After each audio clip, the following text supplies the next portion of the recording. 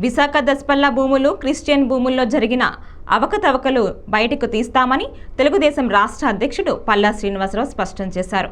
గత ప్రభుత్వ భూ కబ్జాలపై విచారణ జరిపిస్తామని చెప్పారు. ఈవీఎం ధ్వంసం చేసిన వ్యక్తిని మాజీ ముఖ్యమంత్రి జైల్లో కలవటం ద్వారా జగన్ తన నేర ప్రవృత్తిని మరోసారి బయటపెట్టుకున్నారని పల్లా విమర్శించారు.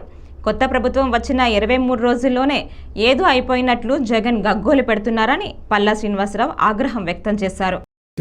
జగన్మోహన్ రెడ్డి గారు మరి పిన్నెల రామకృష్ణారెడ్డి గారిని జైలుకి వెళ్ళి పరామర్శించి వారు బయటకు వచ్చి మీడియాని అడ్రస్ చేశారు. ఈరోజు మేము అడుగుతున్నాం, తెలుగుదేశం పార్టీ రాష్ట్ర అధ్యక్షులుగా మేము ఒకటి అడుగుతున్నాం, దానికి సమాధానం చెప్పాలి. మీరు ఒక పార్టీ నడిపేటటువంటి వ్యక్తి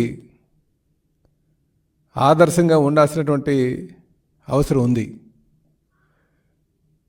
అది తప్పి మీరు జైల్లో ఉన్నటువంటి వ్యక్తి దగ్గరికి వెళ్ళి ఈవీఎంని అందరూ చూస్తుండగానే పగలగొట్టి అలాగే సిఐ గారి పైన దౌర్జన్యం చేసినటువంటి వ్యక్తిని వెళ్ళి మీరు పరామర్శిస్తున్నారంటే మీరు ప్రజలకు ఎటువంటి మెసేజ్ పాస్ చేస్తున్నారో ఒకసారి సమాధానం చెప్పాల్సినటువంటి అవసరం ఉంది. ఎందుకంటే ఒక పార్టీ ఉందంటే ఆ పార్టీ ఆదర్శంగా ఉండాల్సినటువంటి అవసరం ఉంది.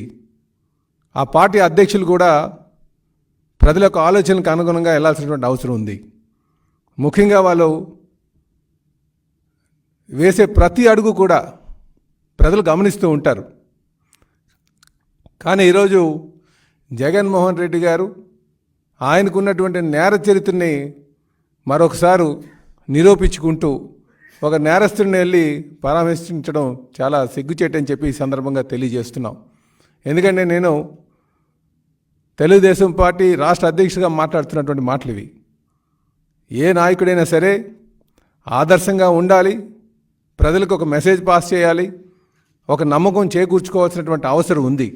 కానీ ఈరోజు ఒక క్రిమినల్ని పరామర్శించడం చాలా దురదృష్టకరం అని చెప్పేసి ఈ సందర్భంగా మేము తెలియజేస్తూ, అలాగే ఇప్పటికైనా సరే